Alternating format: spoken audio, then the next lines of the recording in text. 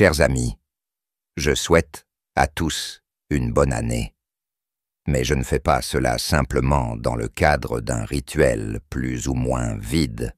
Je suis convaincu qu'il existe une très bonne raison d'être optimiste pour 2025. Car tout semble indiquer que ce qui s'est de plus en plus clairement dessiné comme un développement positif au cours des derniers mois se concrétise en une réalité positive. Et une fois de plus, je suis étonné par la simultanéité des événements, ici derrière les murs de la prison et dehors, au-delà des murs. Tout semble indiquer que les monstres et leurs marionnettes, tant ici dans la prison qu'en dehors de ces murs, se retrouvent littéralement dos au mur.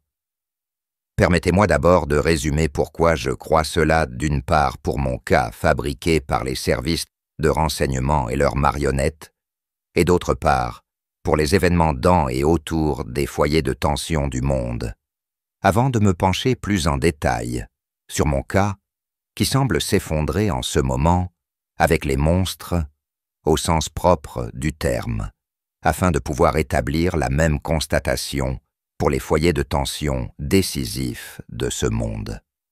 Je vais vous parler ensuite d'un cas ici dans l'institution qui n'est pas seulement important et intéressant, mais qui pourrait aussi avoir besoin de notre aide.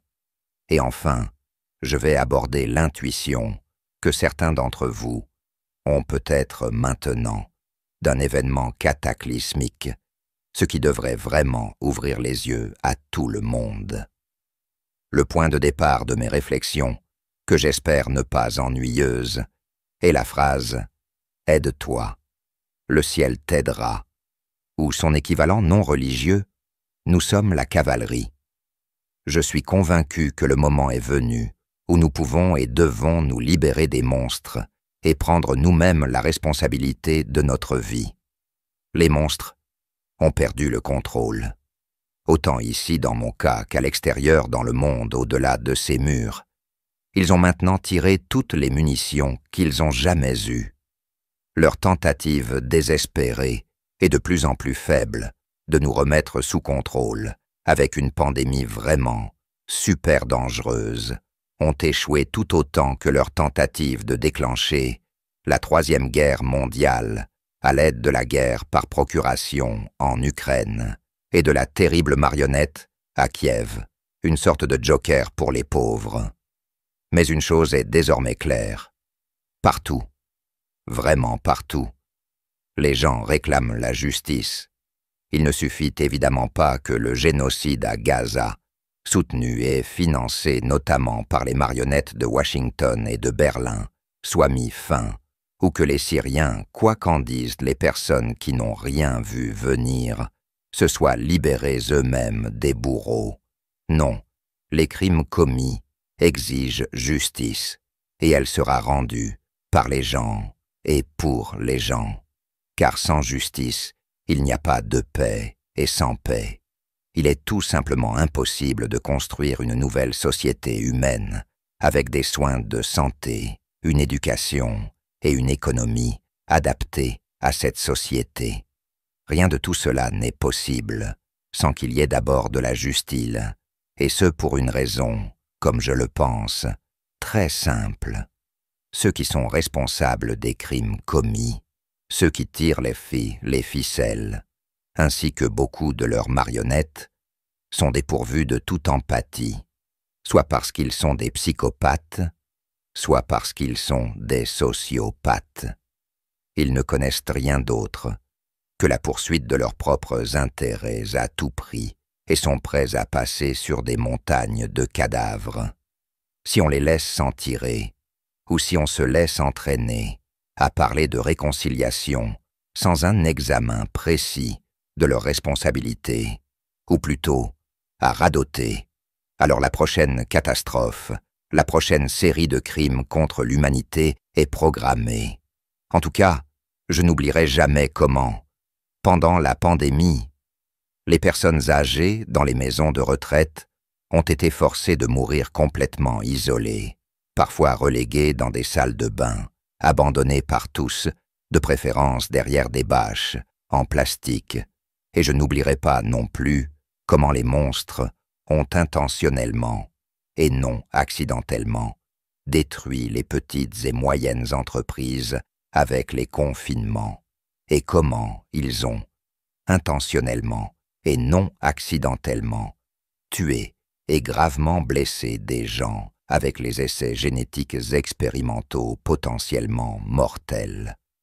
Les gens de Gaza n'oublieront pas comment des centaines de journalistes, de médecins et d'enfants ont été abattus délibérément, pas accidentellement, et comment les hôpitaux et les camps de tentes ont été bombardés délibérément. Et les gens en Syrie n'oublieront pas qui a torturé et tué plus de 200 000 personnes, puis les a enterrés dans des fosses communes. C'est la raison pour laquelle la justice est nécessaire.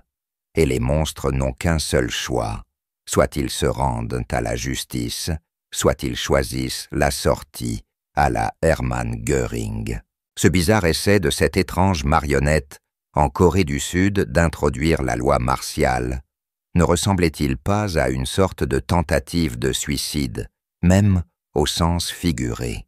Son ministre de la Défense a tenté un véritable suicide, pas seulement au sens figuré, car la justice frappe maintenant à leur porte, fort et inévitablement. Comme vous le savez, je ne suis pas pénaliste, bien que j'ai beaucoup appris à ce sujet au cours des presque 15 derniers mois de détention préventive. Mais je suis juriste en droit civil, spécialisé en droit de la responsabilité. C'est, selon moi, de loin supérieur au droit pénal imprécis et souvent abusé, car avec cela, nous pouvons enlever aux monstres qui nous doivent des dommages-intérêts, pour préjudice intentionnel tout, et je veux dire, vraiment, tout, ce dont nous avons besoin pour réparer les dommages causés. C'est beaucoup plus efficace que tout ce que peut faire la massue plutôt grossière du droit pénal. Et si les cas les plus particulièrement graves ne se défendent pas par la voie Hermann Göring, nous pouvons toujours faire appel à la matraque du droit pénal. Corona a montré de manière indiscutable ce que beaucoup d'entre nous, pas moi, avaient déjà craint en y regardant de plus près. Non seulement le législatif a été acheté par des lobbyistes monstres, mais l'exécutif s'est également dégénéré en un bras prolongé des structures criminelles mondiales, en particulier des banques et d'autres institutions criminelles comme BlackRock. Non, la justice a également été, comme l'a montré Corona, largement, mais pas à 100%, mise au pas. Mais de toute façon, nous n'avons pas besoin de cette justice pour obtenir la justice. Nous savons nous-mêmes ce qui est juste et ce qui est faux, ce qui est bon et ce qui est mauvais. Et il y a encore des juristes, même des juristes du système, qui nous aident, certes en coulisses, mais néanmoins, et qui n'attendent que de pouvoir contribuer à une véritable justice, car les monstres se voient désormais contraints de tourner de plus en plus fous à la roue, tellement fous qu'ils ont dépassé les bornes et que de plus en plus de gens se sont réveillés, qui, c'est certain, ne se laisseront plus jamais plonger dans une sorte de coma artificiel par des mensonges ou de la propagande. Le rideau derrière lequel se cache le petit magicien d'Oz est devenu si transparent qu'on peut de plus en plus clairement voir sa misère, le petit Wizard of Oz. Le soleil est toujours le meilleur désinfectant pour faire éclore la vérité. Et on n'a pas besoin de plus pour la justice. Seules les vérités doivent voir le jour. Connaissez-vous l'histoire du mensonge et de la vérité qui se croisent? C'est quelqu'un de vous qui me l'a écrit. Le mensonge dit à la vérité qu'il fait particulièrement beau, qu'on pourrait aller se baigner. La vérité se laisse convaincre. Ils enlèvent leurs vêtements et vont se baigner. Mais ensuite, le mensonge sort soudain de l'eau, revêt les habits de la vérité et disparaît. C'est pourquoi il est toujours si difficile de distinguer la vérité du mensonge. Ils habillent les mensonges en vérité pour que nous croyions aux mensonges, afin qu'ils paraissent plausibles. C'est pourquoi nous pouvons maintenant reconnaître assez précisément qui se trouve de l'autre côté de la clôture. Mais nous avons des difficultés à identifier ceux que l'autre côté a infiltrés chez nous. C'est pourquoi il m'a fallu si longtemps pour comprendre que les 3 avocats berlinois, complètement ruinés, qui m'ont dénoncé, ne sont pas seulement ruinés, mais qu'en raison de leur ruine, ils étaient également prêts à travailler pour les services d'armes de renseignement et à les aider à me kidnapper et à me faire arrêter. En récompense, ils ont pu me dérober plus de 1,1 million d'euros et à mes clients plus de 400 000 euros. Ils ont pu le faire sous la protection des services de renseignement constitutionnels et de leurs marionnettes dans la justice, en particulier du procureur John, spécialement détaché ici, car je voyais bien que ces 3-là étaient cassés, mais je ne faisais pas confiance à mon instinct qui me mettait en garde, ni aux avertissements de ma femme, qui voyait cela un peu plus clairement que moi. Mais je me suis simplement fié à l'idée que ce ne pouvait pas être si grave, puisqu'ils avaient ce brillant professeur de droit comme mentor et ami. Eh bien, c'est fini, et la prise de conscience de qui ils sont et de ce qu'ils sont suffira à rendre justice, car elle est déjà en route vers eux. C'est pourquoi nous sommes tous très impatients de découvrir quelle vérité le service de renseignement intérieur pourrait avoir en main contre le président du tribunal, M. Schindler. Mais là aussi, il y a déjà des premières informations intéressantes provenant directement de son entourage. De plus, un autre lanceur d'alerte des soi-disant services nous aide. Cette fois, c'est quelqu'un que je connais personnellement et en qui j'ai confiance. Il a également confirmé que le contenu des dossiers d'enquête, même sans prendre en compte le dossier, prouve sans aucun doute qu'il s'agit d'une pure mise en scène orchestrée par les services de renseignement intérieur et leurs marionnettes, on pourrait dire leurs agents, dans la justice, l'enlèvement, les tentatives de déguiser cet enlèvement, tantôt en expulsion, tantôt en extradition, et ensuite l'allocution du juge fin avril 2024, lorsque cela était clair, devint évident que le manque de compétences du procureur de marionnettes, John, transféré de Hanovre à Göttingen, avait justement fait s'effondrer l'accusation montée de toutes pièces, et l'instruction d'utiliser l'histoire de la violation d'un prétendu accord secret pour me condamner d'une manière ou d'une autre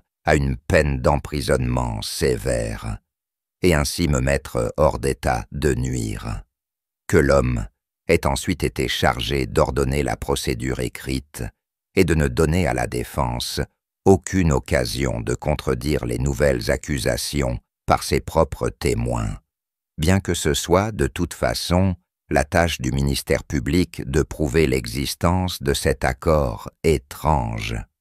Cela montre à quel point les monstres et leurs complices sont désespérément déterminés à garder la vérité cachée par tous les moyens, y compris des moyens tout à fait absurdes comme ceux-ci. Et cette vérité est tout simplement la suivante. Il n'y avait que des contrats de prêt entièrement légaux, clairement énoncés et inscrits dans les livres de la commission Corona, et que j'étais à tout moment, comme le tribunal l'a lui-même constaté, à la fois prêt et capable de rembourser le prêt. Oui, il n'y aurait même pas eu de motif pour moi de ne pas rembourser cet argent, qui était temporairement protégé de l'imminente saisie de l'État, car les conclusions de la commission Corona étaient, même si les autres membres de la commission apparemment n'ont rien compris ou ne voulaient pas comprendre, des preuves extrêmement importantes dans les procédures que j'ai déjà préparées avec mes collègues internationaux. Étrangement, ces efforts, complètement fous, des monstres et de leurs marionnettes judiciaires, pour me condamner rapidement à une peine de prison sévère, sont coincés dans le propre bourbier des monstres, et ce depuis le 3 mai 2024. Depuis, ils n'avancent plus. Même leurs efforts ultérieurs pour me briser, en utilisant les mesures de la soi-disant torture blanche, qui sont toujours maintenues, et pour détruire ma capacité de défense, n'ont pas fonctionné. Mais elles ont échoué, et se sont révélées probablement être la plus grosse erreur que cette bande, composée du tribunal et de l'administration pénitentiaire, ait commise jusqu'à présent, car leurs traces, les traces de ces mesures étranges, sont toutes documentées, y compris les traces qu'ils ont laissées en essayant de les effacer. Ils essaient toujours de tout faire pour empêcher que les conséquences sanitaires de cette torture blanche soient examinées par des médecins et des experts extérieurs à ce syndicat criminel et de torture fermé sur lui-même. Mais ils ont échoué, là aussi, car une telle enquête a finalement eu lieu et un rapport succinct d'un médecin ayant une expérience en psychologie et psychiatrie est disponible. Dans cet avis, le médecin conclut que j'ai certes une résilience exceptionnelle. Oui, cela doit être le cas, mais que les traumatismes ciblés subis depuis plus de 6 mois par la torture blanche ont conduit à ce que je ne sois plus en mesure de négocier. Bien sûr, la bande continuera à essayer de tout dissimuler et, le cas échéant, de présenter mon cas comme un regrettable incident isolé. Mais il est trop tard pour cela aussi, car entre-temps, je reçois même du soutien de l'intérieur de l'établissement. Et nous avons 8 ou 9 cas de crimes graves concernant d'autres détenus, qui sont tous parfaitement documentés, tant ces détenus que leurs avocats travaillent maintenant ensemble. J'ai déjà rapporté 2 de ces cas, mais il y a des dizaines de suicides pour lesquels certaines personnes sont responsables. La justice de Göttingen et la direction de la prison. Il convient de noter que la direction de la prison est composée de 2 femmes qui prétendent être psychologues, essaient de garder ces suicides secrets du public. Dans un cas, les proches, lorsqu'il s'est avéré que le détenu préventif décédé avait été emprisonné à tort et qu'il souhaitait s'adresser à la presse, ont été sous pression et ils ont été menacés de poursuites judiciaires s'ils s'adressaient au public. Tout cela va maintenant sortir. Au moins, il y a déjà un assouplissement des mesures illégales et arbitraires contre moi. Je peux maintenant passer 1 heure de promenade quotidienne avec environ 5 ou 6 détenus de cette station de sécurité spéciale, même si je ne peux parler à personne d'autre.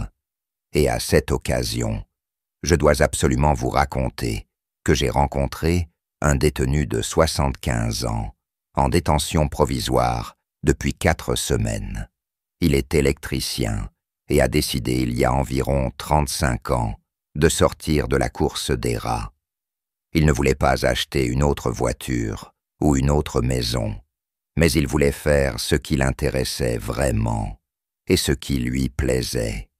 Alors, il a tout vendu et s'est acheté une roulotte, puis plus tard des camping-cars, et s'est retiré dans la nature avec eux, parce que cela lui plaisait. Et là, il a commencé à observer les oiseaux et à les étudier. L'homme est très cultivé, instruit, il sait tout sur les oiseaux.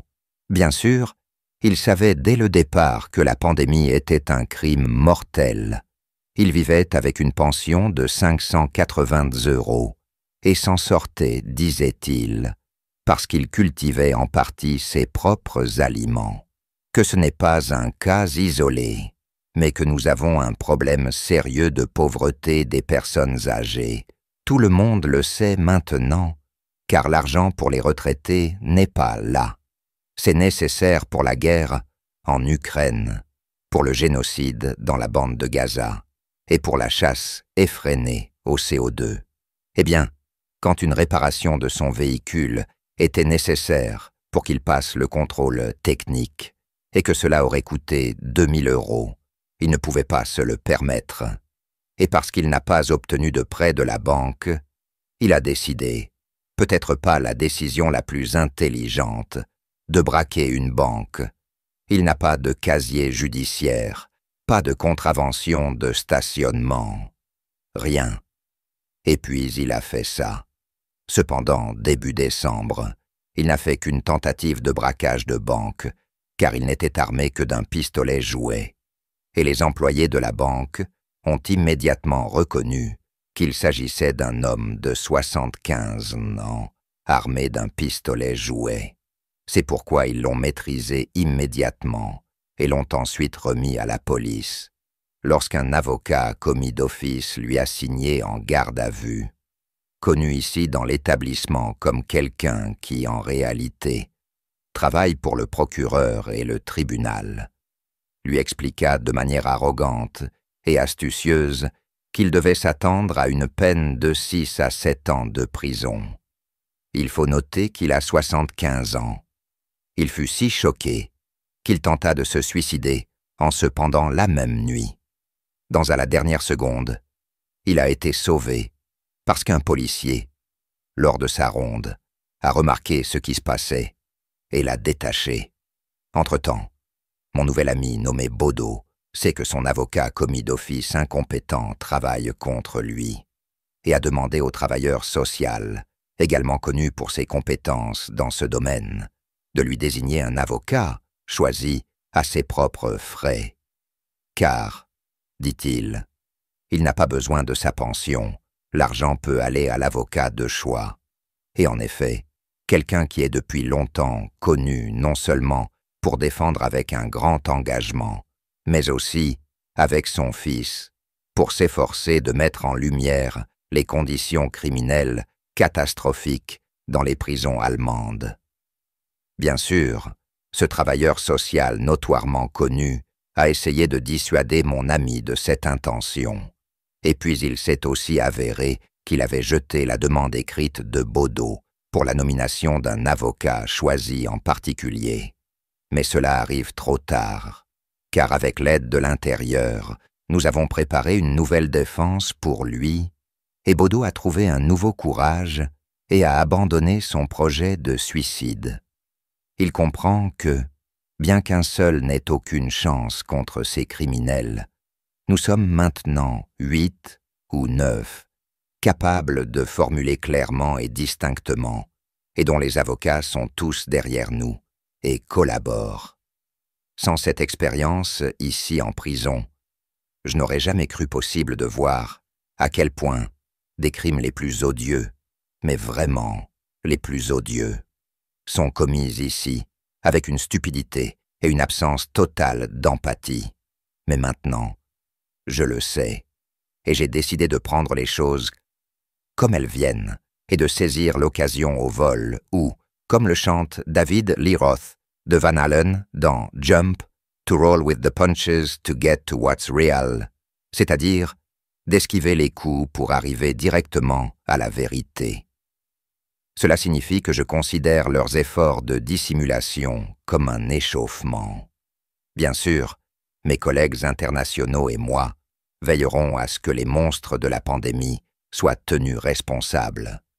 Mais en chemin, mes collègues, mes co-détenus et moi saisissons l'occasion qui se présente ici, une sorte de golden opportunity, de rendre public les crimes commis ici à l'international, et ainsi peut-être même de faire vaciller le système pénitentiaire dans son ensemble, en tout cas la justice pénale en Allemagne, et certainement celle ici à Göttingen en même temps.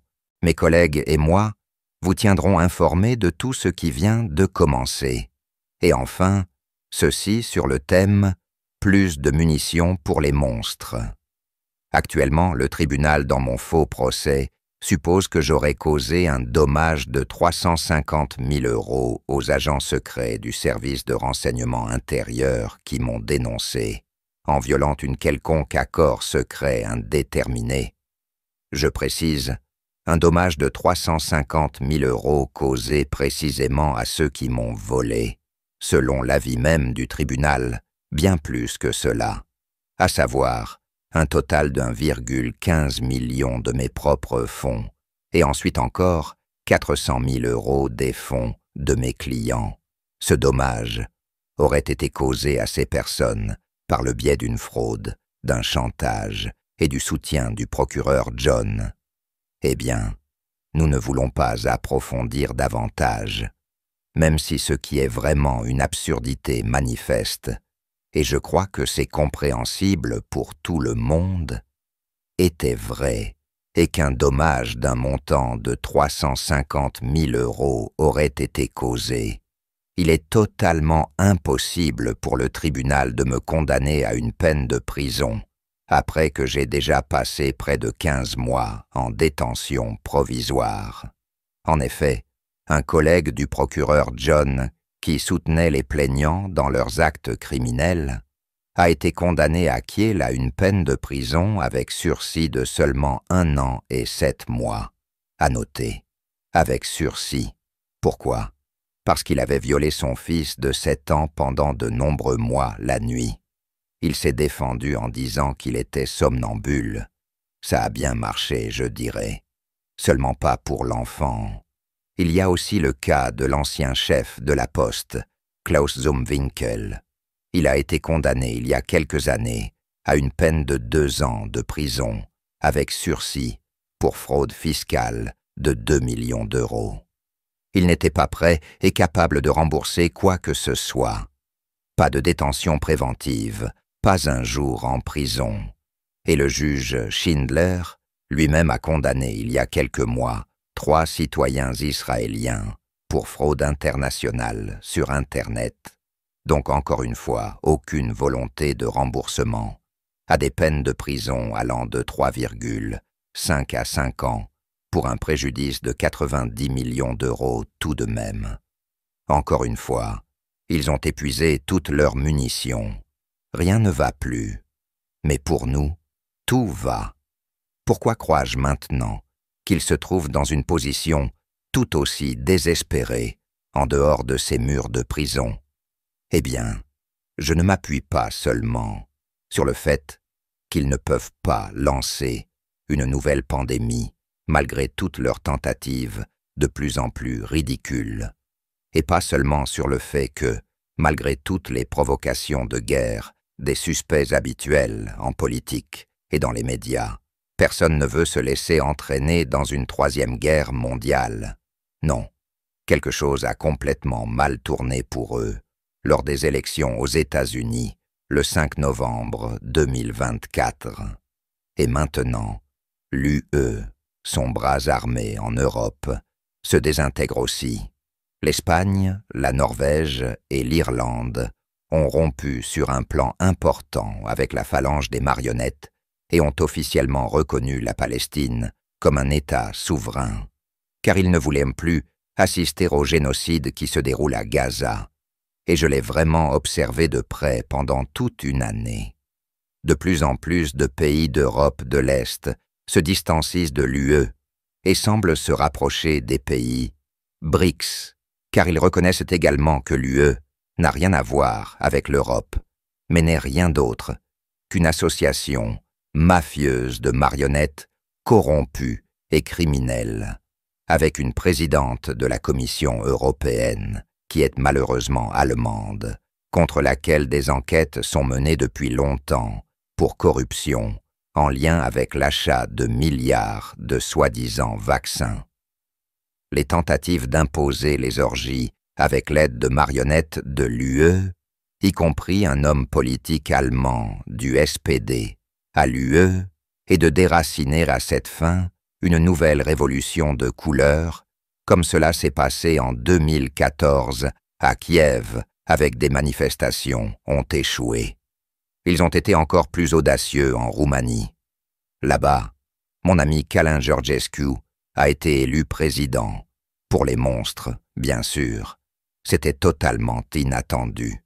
Cette fois, il ne s'est pas contenté de la rhétorique habituelle, où l'on qualifie Călin d'extrêmement de droite, antisémite, etc.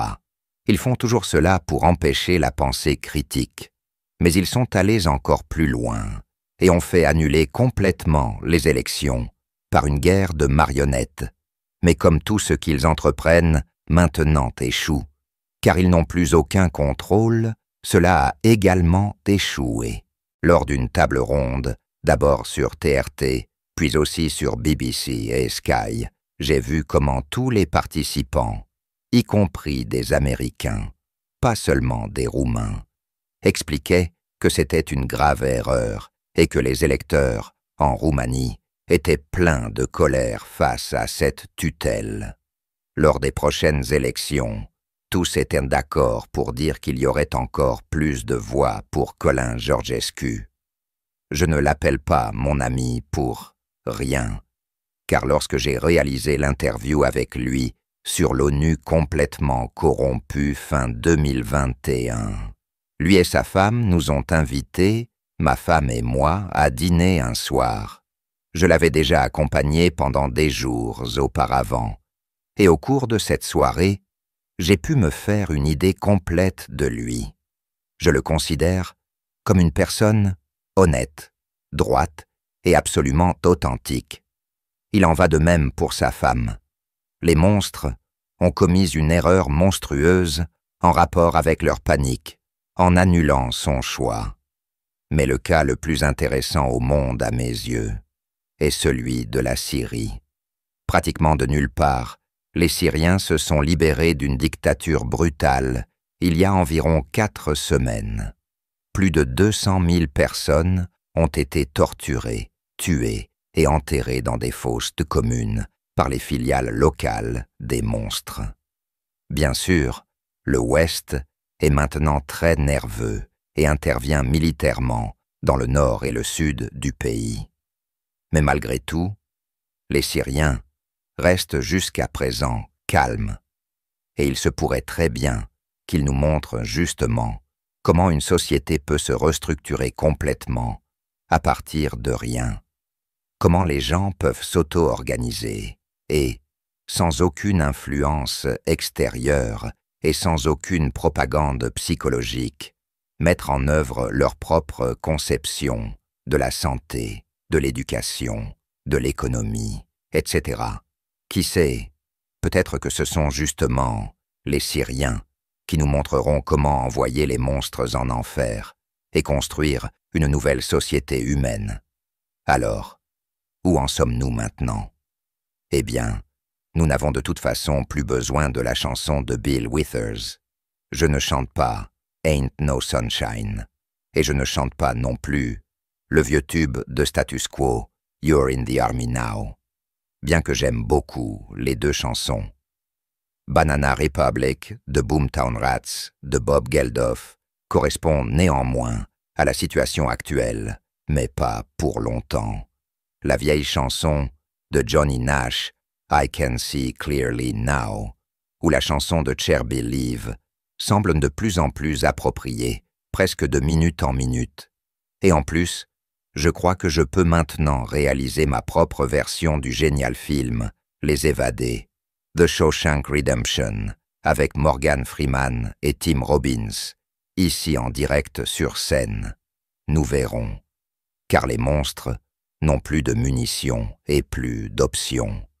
Il ne leur reste plus que le choix de se soumettre à la justice ou d'emprunter la voie Hermann Göring.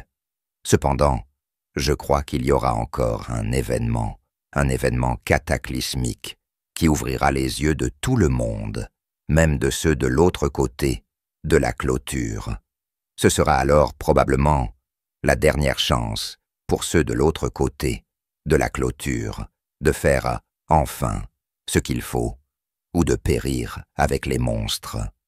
Contrairement à tout ce que j'ai raconté jusqu'à présent, je ne peux pas fonder ce sentiment sur des faits, car c'est en réalité seulement une conviction sûr, un sentiment sûr, mais je ne suis pas le seul à avoir ce sentiment. Même certains des gardiens de prison m'ont expliqué prudemment, mais néanmoins de manière suffisamment claire, que tout ce qui est actuellement à l'envers ne pouvait pas continuer ainsi, et qu'ils croyaient qu'il y aurait quelque chose comme un coup décisif. Je crois qu'ils l'espèrent, même. Alors, restons concentrés sur le changement qui semble maintenant en plein cours, et veillons à la justice. Je trouve le dicton américain « Don't get mad, get even » très convaincant. Ne pas perdre son calme, mais agir calmement pour obtenir justice. À très bientôt. René Fuellmich.